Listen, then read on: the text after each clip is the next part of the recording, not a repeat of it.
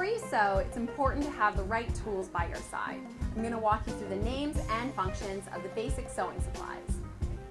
The first thing you'll want to pick up is thread. You'll want to look out for good quality thread. We recommend avoiding the bargain bin and avoid those big spools of thread that are really inexpensive. Those are for sergers, which are a different machine, and they're really fuzzy. They'll snap and they'll break if they go in your regular machine. So you want to buy a good quality thread. Ideally, you would like to match your thread content to the content of the garment that you're making, but I usually choose a cotton thread or an all-purpose thread. The next thing you'll need is a bobbin. We're going to put thread from the spool of thread onto this bobbin, and it's going to go in the bottom of your machine, and it's going to help form the stitch. Now, when you're buying a bobbin, you want to be careful because they might look the same, but they're going to be slightly different. Some are a bit more narrow, some are a bit more tall, and some have a bit of a curvature across the top. Ideally, you want to take the bobbin that came with the machine that you bought and take that to the store when you're purchasing it. If you have a front load machine, you're going to see one of these, which is called a bobbin case.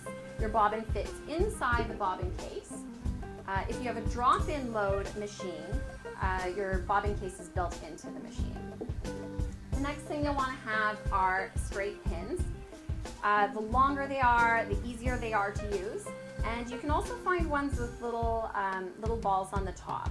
Those are really easy to grab. A lot of people like them a lot. The only thing you have to be careful of is if you're ironing, you want to either avoid them or make sure that your pins have a glass head.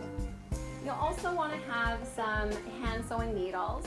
I would recommend getting an assortment of them, all different sizes, depending on what your project is and depending on the thread that you're using. Also, one of the most important things that you'll need is a pin cushion. You're going to put all your pins inside here. The most common is a tomato.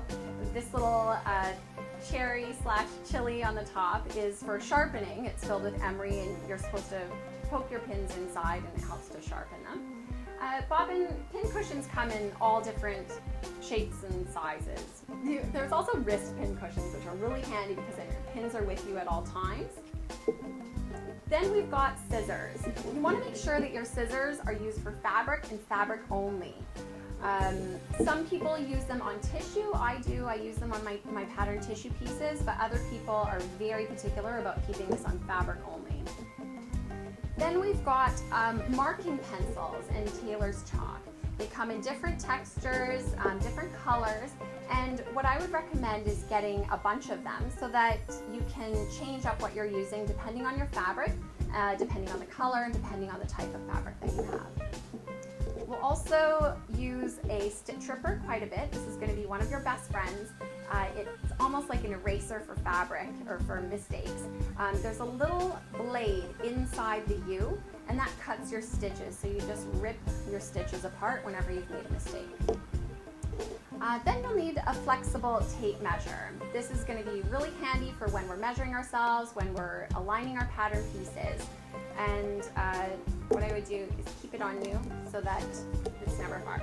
A sewing gauge is another measuring tool.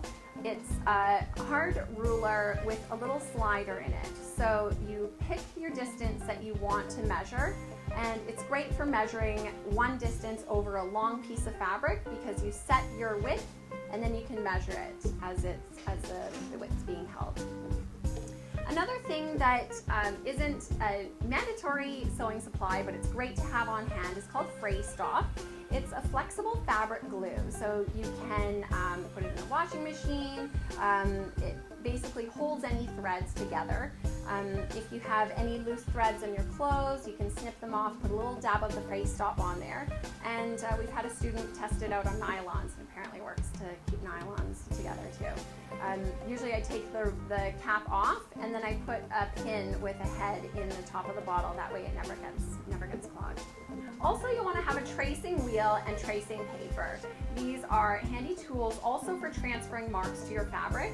So what you'll do is you'll sandwich your fabric in the tracing paper, and you'll use the tracing wheel to draw your markings over top. The tracing paper will transfer those markings onto your fabric. These are the basic sewing supplies that you'll want to have on hand. Also, you'll want to have tracing.